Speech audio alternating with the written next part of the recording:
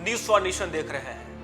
बिहार सरकार और शिक्षा विभाग बिहार में एक्शन मोड में है। लगातार आए दिन जो है शिक्षा विभाग बिहार के शिक्षा को दुरुस्त करने के लिए नई नई पहल और नए नए बदलाव कर रहे। एक तरफ जहां शिक्षकों को लेकर कई आदेश जारी किए जाते हैं, तो वहीं छात्रों को लेकर भी कहा जा रहा है कि शिक्षा विभाग कई तरह के नए नए बदलाव कर रहा है। अब ऐसे में शिक्षा विभाग में एक बड़ा फर्जीवाड़ा सामने आया है। कहा जा रहा है कि बिहार में 3 लाख से अधिक जो छात्र हैं वो कई विद्यालय में उनका नामांकन, यानी 1 से अधिक सरकारी विद्यालय में नामांकन है।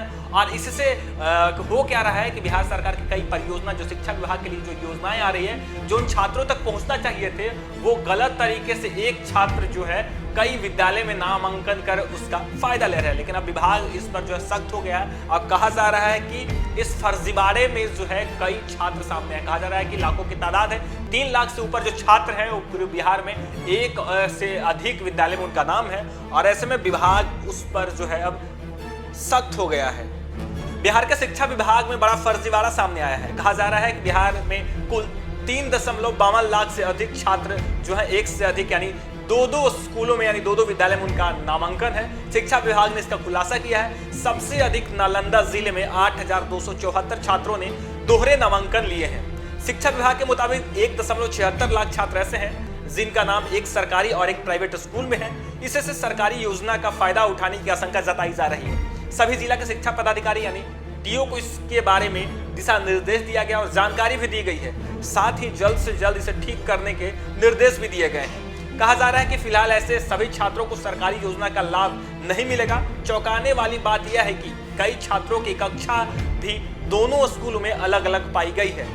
बिहार शिक्षा विभाग के अनुसार मधुबनी में सबसे अधिक 19,200 और सीतामढ़ी में 18,490 छात्रों ने दोहरे विद्यालय में जो है नामांकन लिए हैं। वहीं सबसे कम शेखपुरा में 2006 और किशनगंज में 2,794 छात्रों ने दोहरे नामांकन लिए हैं। जानकारों का कहना है कि कुछ साल पहले एक छात्र ही कई स्कूलों में जो है नामांकन ले लेते थे, जिससे बिहार सरकार यानी शिक्षा विभाग के कई योजना का जो है वो लाभ लेते थे। जिस तरीके से पोशाक योजना है, छात्रवृत्ति योजना है, कई तरह के तमाम तरह के जो बिहार सरकार जो है छात्रों को प्रोत्साहन राशि देती है। ऐसे में एक छात्र जो है कई विद्यालय में नाम लिखवा कर जो है वो सरकारी योजना का लाभ लेते थे। अब उन पर जो है विभाग शिकंजा कसा है। कहा जा रहा है कि बिहार शरीफ के एसएम बालिका हाई स्कूल में साइकिल योजना में भी ऐसा ही घोटाला सामने आया था। यह मामला 27 सितंबर को उस समय सामने आया जब शिक्षा विभाग के अपर मुख्य सचिव एस सिद्धार्थ वीडियो कॉन्फ्रेंसिंग के जरिए ई शिक्षा कोष पोर्टल की समीक्षा कर रहे थे। बता दें कि इस पोर्टल पर प्रदेश के सभी सरकारी अनुदानित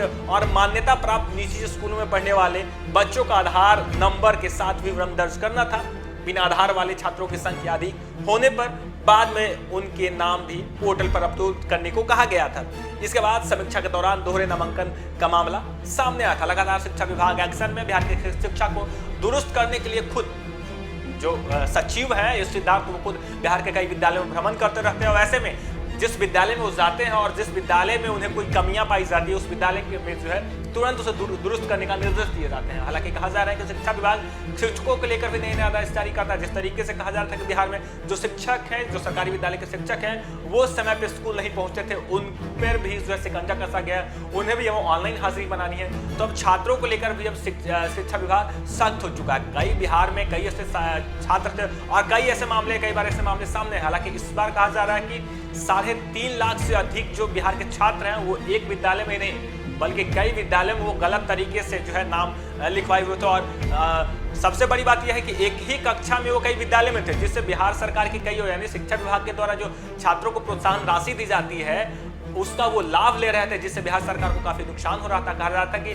जो जरूरतमंद छात्र थे उन्हें वो प्रोत्साहन राशि नहीं मिलती थी। लेकिन बिहार सरकार ने अब सख्त निर्देश दिया है और कहा गया है कि ऐसे छात्रों पर जो है संज्ञान लिया जाए। डीओ को सीधे तौर पे जो निर्देश दिया गया कि इस पर जो है कार्रवाई की जाए और जहां पे जिसकी गलती है उस पर सीधे तौर पे कार्रवाई करने की बात कर रहे शिक्षा विभाग। फिलहाल के लिए इतना ही। आप देखते रहिए न्यूज़ फॉर नेशन।